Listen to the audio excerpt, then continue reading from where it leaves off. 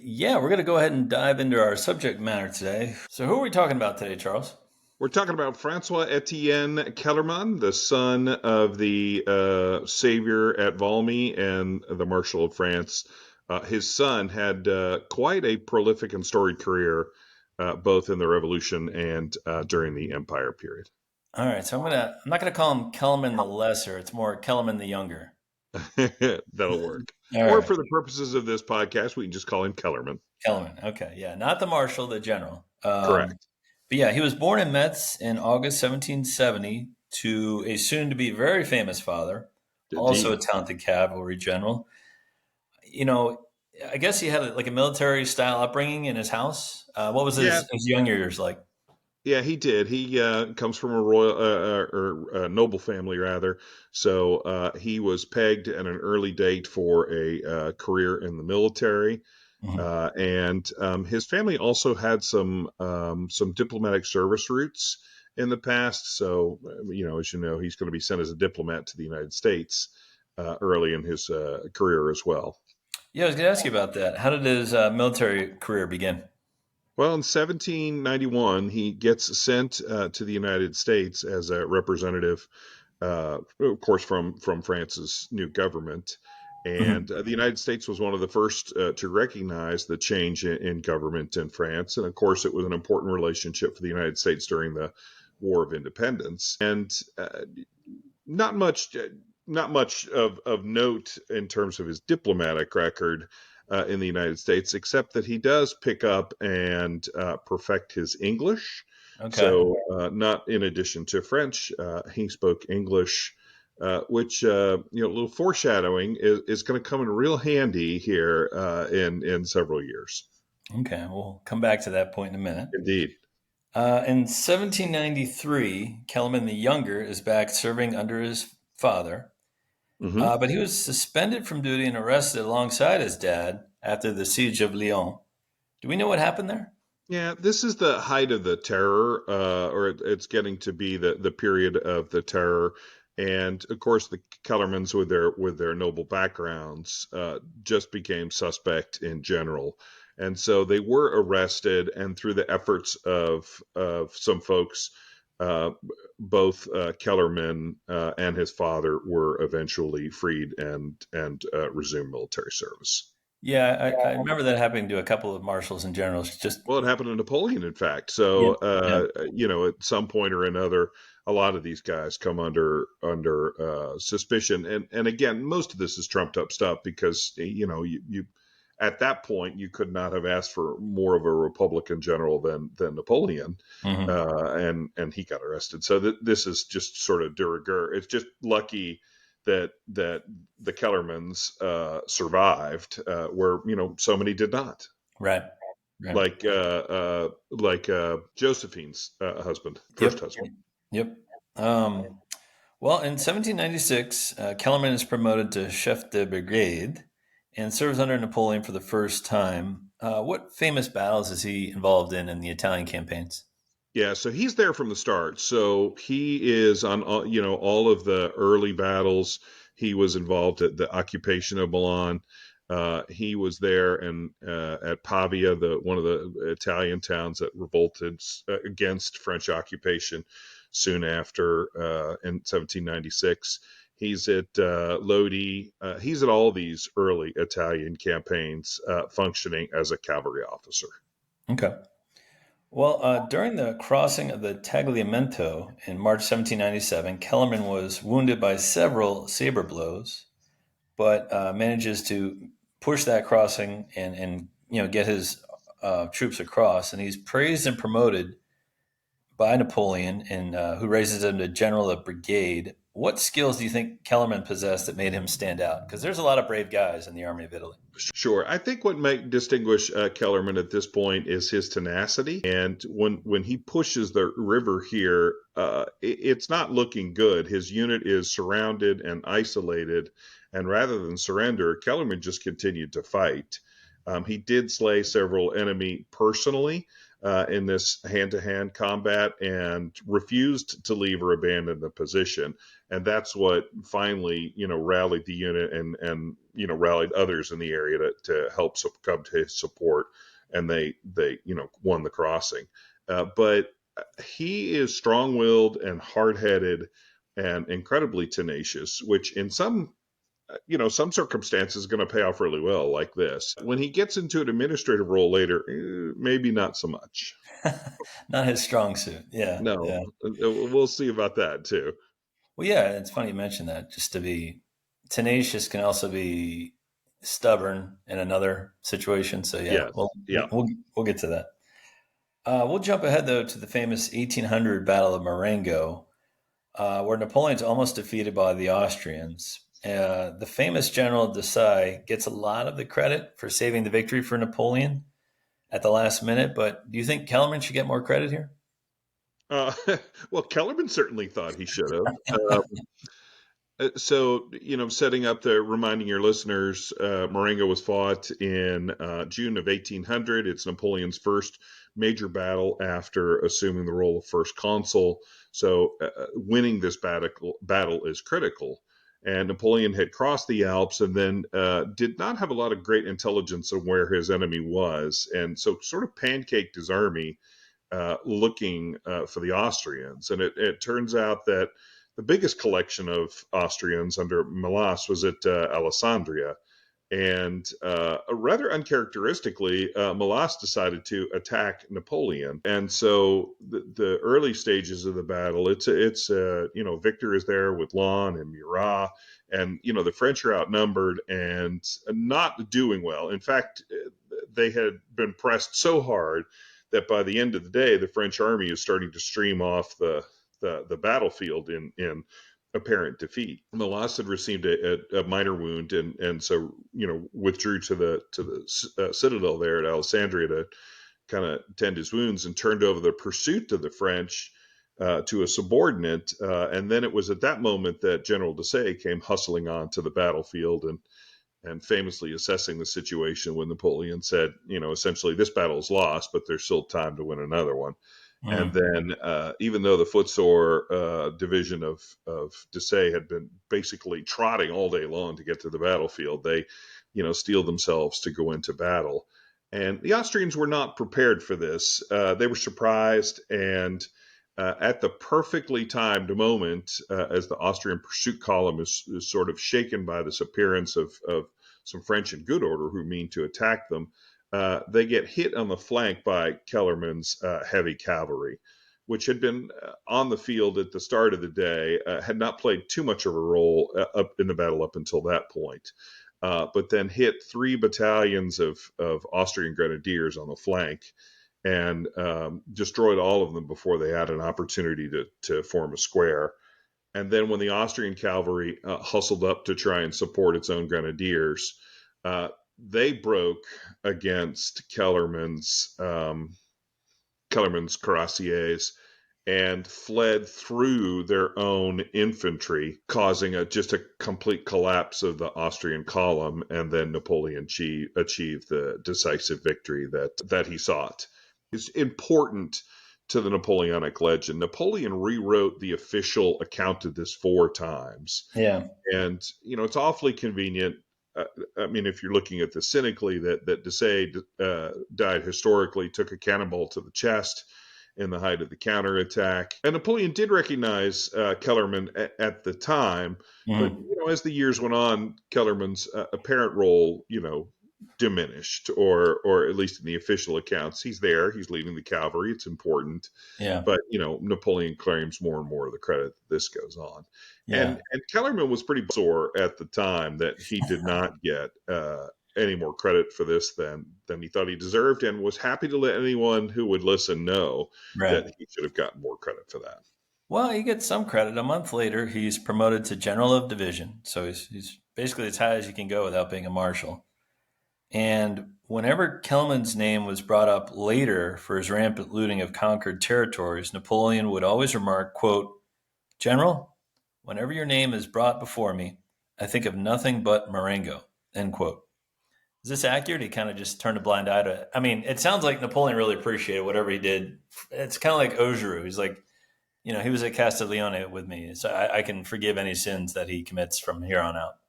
Yeah, absolutely, and I think that's entirely true. Napoleon never really regarded looting as a cardinal sin, anyway. Mm. And of course, is one of the most capable and able and systematic looters in the history of the planet. This is not a cardinal sin. Right. Kellerman again distinguishes himself at the famous Battle of Austerlitz in 1805, where he's wounded yet again. In 1806, he serves in the cavalry of the Army of the Reserve. Then in 1807, he commands the cavalry during Junot's invasion of Portugal. Hmm. Can you walk us through that invasion? I know it was quite difficult for the French. Sure, they leave France in October, and so march through France, Spain, and Portugal in October and November. The weather was atrocious. Mm. And, Napoleon, looking at maps in Paris, thought that the quicker route would be for them to drop down to the Tagus and then go straight to the west. But there were no roads there then, and there are virtually no roads there now. And so the army suffered quite a bit on this march. In fact, when Junot occupies Lisbon on 30 November of 1807, he doesn't have any cavalry. It Mhm. took the cavalry a full week for them to straggle in from the intensity of this march. So Yeah, it was not a happy. This was not a march of roses or anything like that. yeah, it's interesting you say the maps, but I mean the maps were not like maps we have today. They were probably poorly laid out. And for Napoleon to look at a map in Paris and say, well, the quickest way between 2 points is a straight line, but that doesn't necessarily mean there's supplies or roads or, like you were saying, anything easy between that straight line to get to Lisbon.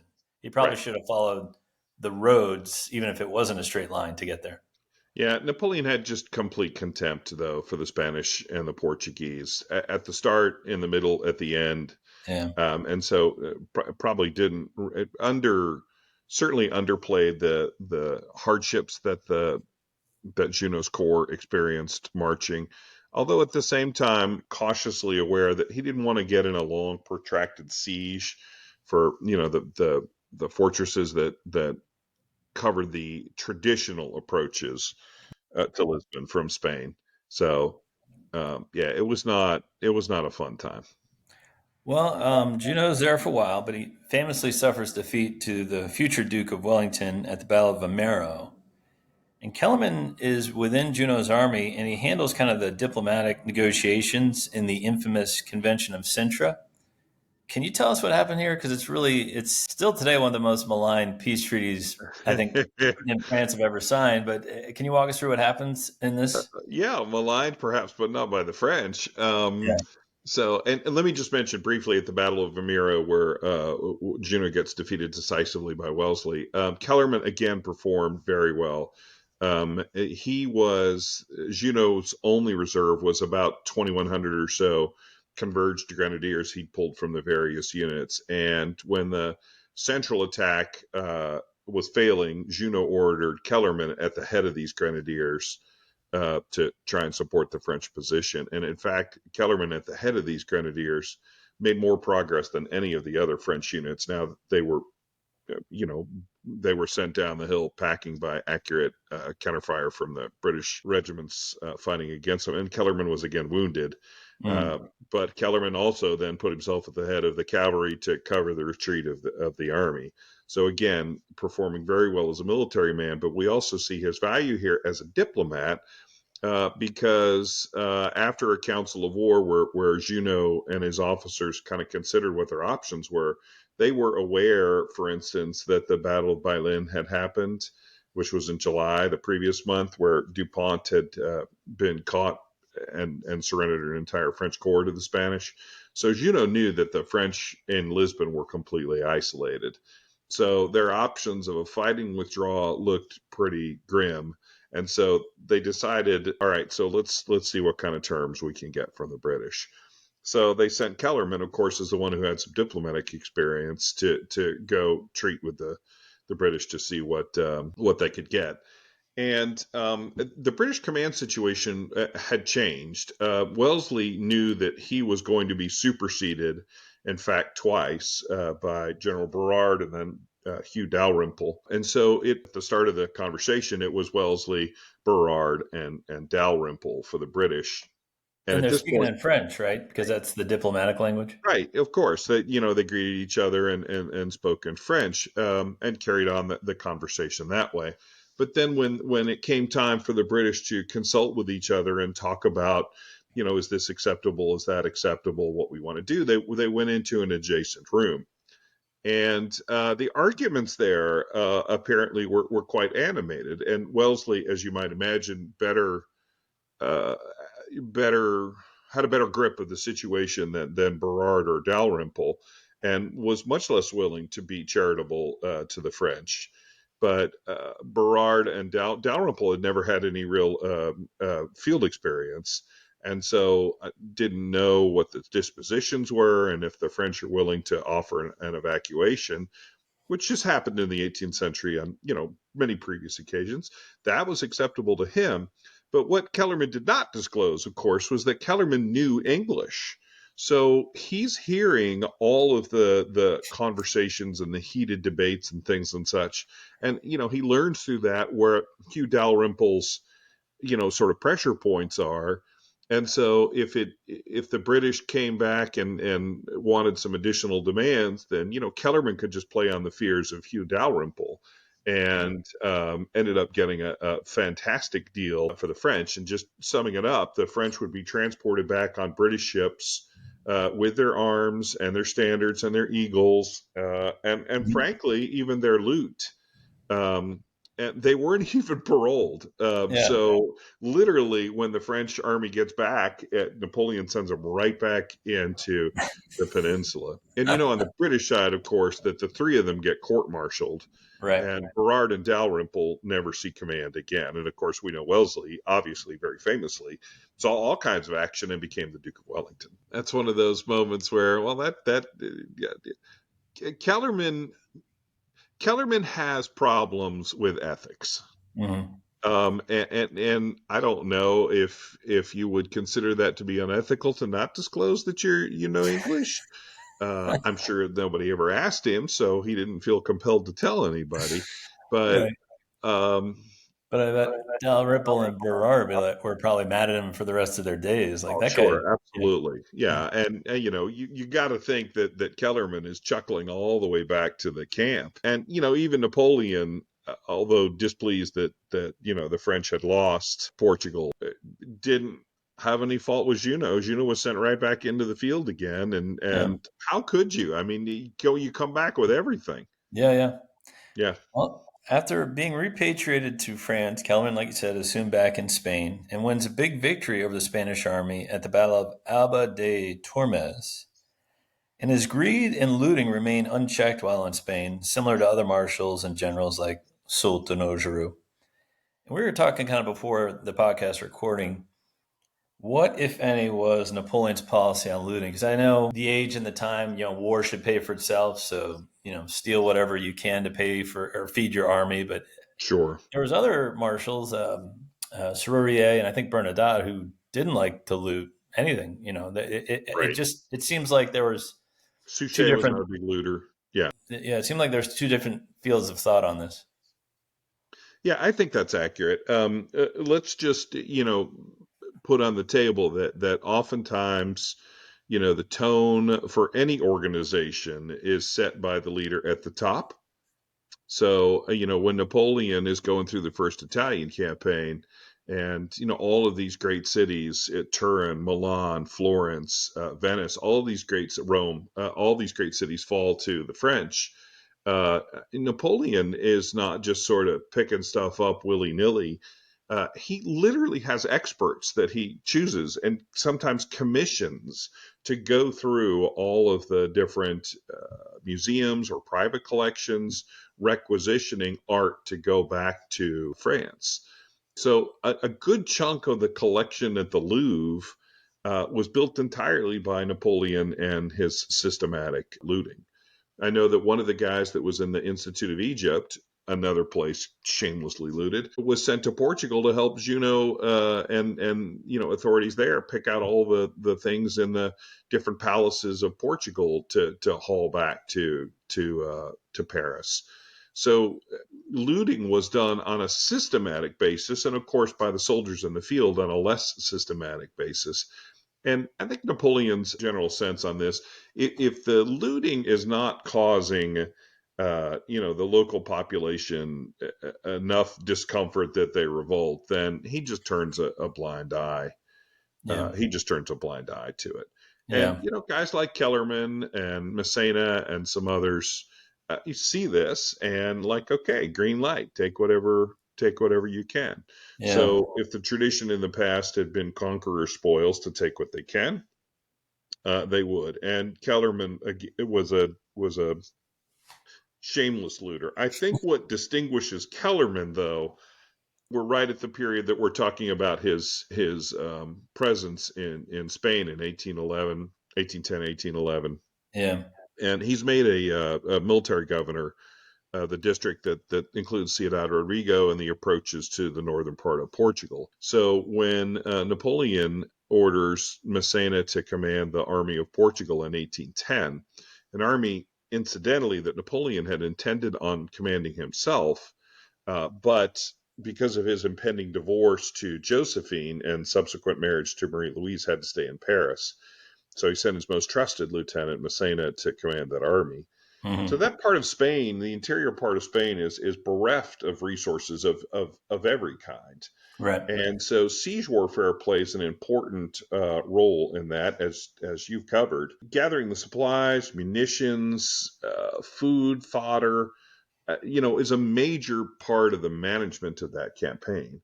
Yeah. And Kellerman is made a military governor of the area around Ciudad Rodrigo and Leon, and he's going to be at the core of gathering the resources necessary for the army of Portugal. Yeah. But when Napoleon adds a couple of districts to his responsibilities, Kellerman just kind of has a total power trip and issues an order that essentially everything that goes on in that area goes through him. And I mean, essentially, it was Messina is supposed to be the commander in the area, Hmm. and Kellerman sets himself up as the kind of like a king Yeah. and drags his feet on sending supplies. Massena has to order him specifically over and over and over again to send supplies. Requisitioning of money in the area was also a challenge, but Kellerman, kind of like tax farming of old, the Ancien regime, he's keeping a lot of those resources for himself, a lot of that money for himself. Kind of where that obstinance that I had foreshadowed at Tagliamento comes in here, and he's just obstinate and stubborn and Well, and a lot of the marshals in the peninsula were not team players. They would steal, supplies from each other at some points, just to feed and, their own and men. and gosh, you got to have a little heart for Massena in this. His three corps commanders are Ney, Junot, and Ryle. I mean, three of the hottest heads in the army. So Kellerman did not acquit himself with honor and glory here. Okay. Well, in May 1811, he finally returns to France, and he actually misses the Russian invasion because he was on sick leave. So this is probably a good thing for Kellerman that he didn't have to go through that. You'd have to think. Yeah. I should note that date of May 1811 is pretty important. That's right after Fuentes de Nero, where Napoleon has recalled Massena. He does a total house cleaning, and a lot of those guys are reassigned. That's when Yeah. Marmont comes down. And Kellerman was one of the ones that was reassigned. And frankly, probably not reassigned in a positive light. Right. Kellerman's health never fully recovers, but he's back in action during the 1813 campaign and fights at the Battle of Bautzen and again at Dresden and Leipzig. He also fought during the 1814 invasion of France. How does he perform in these? Do you know? Yeah, he performs very well, and I think here you can see the distinction between maybe not a great administrator, definitely not a great administrator, but a really superior cavalry commander. And he fights with elan and tenacity and spirit and conviction, both in 1813 and in 1814. And He did very well in these. and I think that's important because there was a lot of so-called droopy plumed marshals who thought, oh, everything's over, we're done. And to fight with spirit at that time was, I'm not going to say rare, but it stood out. Yeah, he was definitely one of the more energetic generals continuing to fight. Okay. Well, Napoleon abdicates in April 1814 and he submits to the returning Bourbons under Louis XVIII. But interestingly, he flocks to Napoleon's banner after Napoleon escapes from Elba and retook the throne. But his dad, Marshal Kellermann, does not. So there's like a little family drama here, don't you think? Yeah, although it did not seem to impact the relationship between the two. The Marshal carries on till 1820, Yeah. and Kellerman, of course, the subject of our discussion today, lasts until 1835. And Kellerman is still active. He's still old enough to serve in the military, and everything that Kellerman was at this point was not because of the noble name his father had given him, but because of what he had earned on his own during fighting for the emperor.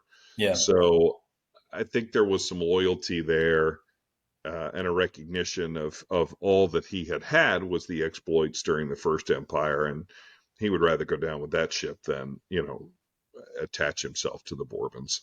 Right. Well, let's discuss Kellerman the Younger's role at the stalemate Battle of Quatre. And yeah, I'm going to call it that. Uh, Kellerman almost won this battle single handedly, correct? Well, he did. Again, he's in the right place at the right time. He happens to command the cavalry here at Quatre, and so once the initial British forces are pushed away, it's Kellerman's job to charge the remaining defenders. Now, he did not break any Allied squares, but he did manage to catch several units before they had time to form square, scattering them effectively. And for a brief moment, held that super important crossroads right there. Quatre Bras, meaning of course four arms. That's the intersection where four roads met. It was a strategically critically important area. It was the objective Napoleon had hoped Ney would take. Right. And for a brief moment, Kellerman and his cav are there holding on to the crossroads. But he looks behind him, and there's no infantry. And as we both know, cavalry cannot hold a position for long without infantry support. So Right. had to had to retire at the sight of the approaching British infantry. Yeah, I think it's interesting because I think Marshal Ney assigned him. He's like, look, I've been assaulting this position for hours. Nothing's happening. Can you just throw your troops in there and see what happens? And I think even Kellerman was like, okay, we'll give it a shot. And then it Yep. worked. And Yep. Ney was like, oh my God, I need to support him. But it was too late by that point.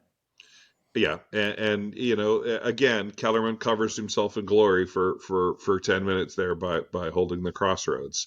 Um, but not under the eye of Napoleon. Again, Kellerman's a lot of these guys have some bad luck in that they do really well for the empire, but rarely, like after Italy, are they ever in direct sight of the emperor. Right. Um, and so Kellerman performs very well, but uh, didn't Yeah. get the job done. No. And, 2 days later, I think is Waterloo. How does he do there? So he's involved in the main charges up the center with La Haye Saint that Ney had ordered later in the day. And again, they fail to break any British squares. The British are the most disciplined of the infantry units that the French would ever face in terms of forming square. And so, they ultimately do very little damage to the British center there with these repeated charges. But he did what he's asked to do, and then helps to cover the retreat as the army falls apart afterwards. Yeah. So, not as much glory here on the battlefield, although he's in the thick of the action again.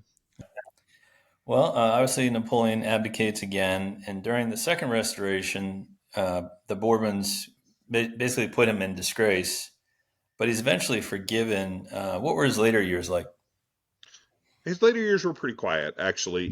He was in fact disgraced, but like many of the former Napoleonic marshals around 1820, 1821 or so, he's returned to good graces. He's made again a peer of France, Mhm. um, and he lives out the rest of his days in retirement. Okay. Well, as you mentioned, he dies in 1835 in June. What do you think his legacy is? For historians, I think he represents a lot of the most striking aspects of this period. That, he's a dashing cavalry officer. He covers himself in glory, both through personal exploits and bravery, and in many ways, he's a model of a fantastic cavalry officer. But then, he also kind of highlights the limits of technology and Napoleonic organization. There are limits to what these guys are able to accomplish, and then the absence of the emperor, especially in like places like the peninsula, it's just a hot mess, and Yeah. it is not efficient, and the French machine does not function well without the emperor around. And then you layer on top of that the sort of shameless looting carried out by Kellerman and others. uh, it highlights a lot of dichotomies, a lot of contradictions. Mhm. Coming out of a revolution where you had so many social changes and things, and it engendered so much loyalty, enough so that Kellerman rallies to the cause in 1815. It's just such a collection of contradictions. It ultimately is what makes these guys fascinating, right? Right. How did he maintain this cognitive dissonance in his brain, or does he compartmentalize and go into denial? It's one of the reasons I'm endlessly fascinated. I think it's interesting because his dad, after Valmy, 1792-93, was probably the most famous man in France. So Sure. you're always fighting that legacy. Like, all right, well, how do I make my own spot on this famous era? Like my dad is. It's kind of like being the son of a famous athlete. Like, how do I outshine my dad and rest on my own merits and laurels? And I think Kellerman did pretty well to do that. Yeah, I think there was some torch passing there. The marshal did not have much of a career after into the consul. Once the Yep. consulate kind of came, Yep. Kellerman was allowed to, exit stage right, Mhm. obviously clearing the path for his own son. And so I think there was a convenient passing of the torch, and then moving from the Republican France to the Empire France was another, definitive break. The Marshal Mhm. doesn't have a role in Napoleonic France, whereas the son does. Yeah. So, Kellerman, the Marshal, had his moment during the Revolution, and now Kellerman, the son, will have his moment during the Empire. Yeah, yeah, it's interesting man. So thank you It, for it, that. it would be interesting if the age bands had been a little different, if the Kellerman the Marshal had been a little bit younger and still would have had a career, say into Austerlitz, or maybe even up to 1807. Yeah, What would we be saying about his son in terms of the overlap there, or the legacy, or trying to outshine the father, so to speak? But the timing works out perfectly for François Etienne. yes, indeed. Well, thank you for that, Charles. Always a pleasure having you on the show. And again, if you want to learn more about Charles or find him, he's a Bubbles Vampire on Twitter. I highly recommend his Twitter page because he posts a lot of really interesting Napoleonic history there and some great threads as well. So check him out on Twitter. And it's good to have you on the show again, my friend. Thanks, I appreciate it, John. Thanks for inviting me anytime.